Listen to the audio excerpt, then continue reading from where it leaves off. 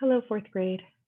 We are going to be working on pages 9 and 10 in this video, and we're going to be covering the Gold Rush government. So please make sure as you go through that you are annotating and highlighting, underline anything that's important because you will have questions on the next page where you're going to need this information.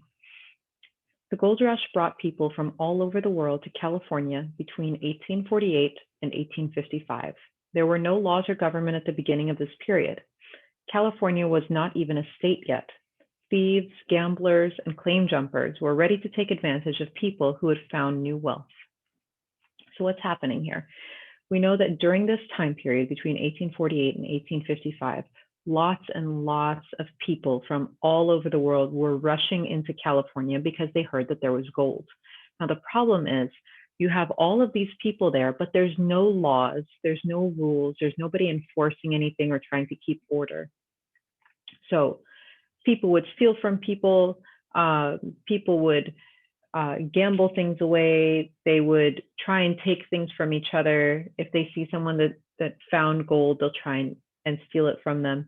There was no government in place, and California wasn't even a state yet.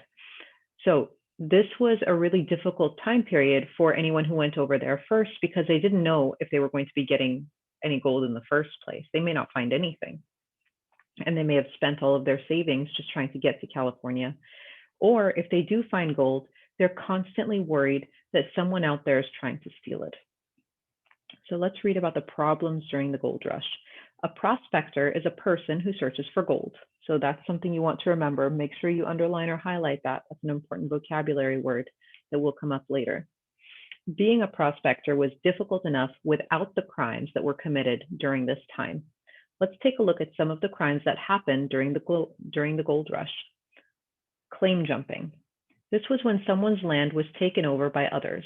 So it's basically someone coming in and stealing your land. They come in and they move in there. Undermining was the term for digging on someone else's land. As soon as someone found gold on their land, they were immediately joined by other prospectors trying to take part of the claims. Many people would sleep on their land to keep people from taking it overnight. So what was happening? Claim jumping is when someone realizes you've got some gold on your land, or they think you've got some gold on your land. So they come and they move in, they jump on it, right? They want to take advantage of that. So you did the hard work and you may have found the gold, and now these other people are here and they're digging up your land because they think there's gold there.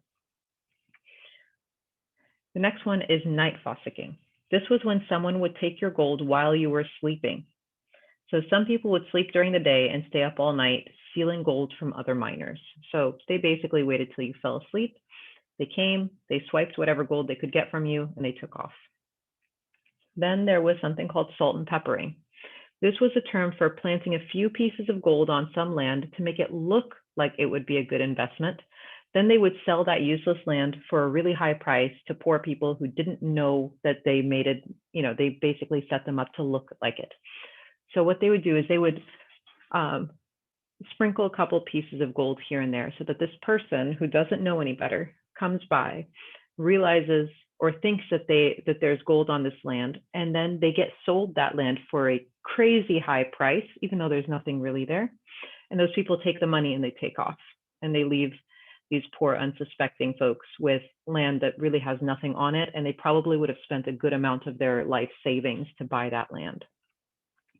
And then, of course, there was theft and robbery, where some people stole gold, they stole mining supplies, they stole horses, they stole whatever they could get to give themselves an advantage. So it was not a good time for a lot of people that were there. Some citizens decided to get together and make sure everyone was following rules, and they formed a vigilante group to keep things in order. So they were basically a group of people who decided, we're going to go out there, we're going to make sure people are doing the right things. If someone's doing the wrong thing, they're going to get punished. So they would be out looking for people who were trying to steal from other people, looking for people who were creeping around at night, trying to, wait till someone falls asleep to take their gold or to come onto their land and dig on their land without permission. So our next page, Gold Rush government. How would you set up a government during the gold rush? How would you solve problems? Who would make the laws for the camp? Who would enforce these laws? Who would listen to the complaints? Now, I know we're not working in small groups, but you can think about it at home or talk to a sibling of yours at home, or mom or dad, or another adult, and talk to them about what each branch of government would be in charge of. So, who would be in this branch and what responsibilities would they have? So, you've got two things that you need to fill into each one of these boxes. So, the executive branch enforces the laws. They are the ones that make sure the laws are being followed. Who would be in this branch and what responsibilities would they have? So, in your gold rush government. So, you have to make sure your answers are relevant to that time period during the gold rush. The legislative branch, same thing. Answer both parts of the question. Who would be in this branch and what responsibilities would they have? And then the judicial branch, you would do the same thing. Now, on the bottom, you're going to make a list of laws that you would pass to make sure the gold rush was fair and safe for everyone. Be sure that you address the crimes that were committed during this time. So go back and take a look at those crimes. What 4 laws or rules would you come up with, and tell me in the next box, why are they important? And don't give me just a 1 or 2 word answer, nothing that's super brief. It just says it'll keep them safe. How will it keep them safe? Explain your answers, support your answers, and tell me, why are those answers important? Why would you choose those instead of something else? That's going to take you through pages 9 and 10. We'll move on to pages 11 and 12 for your remaining assignment.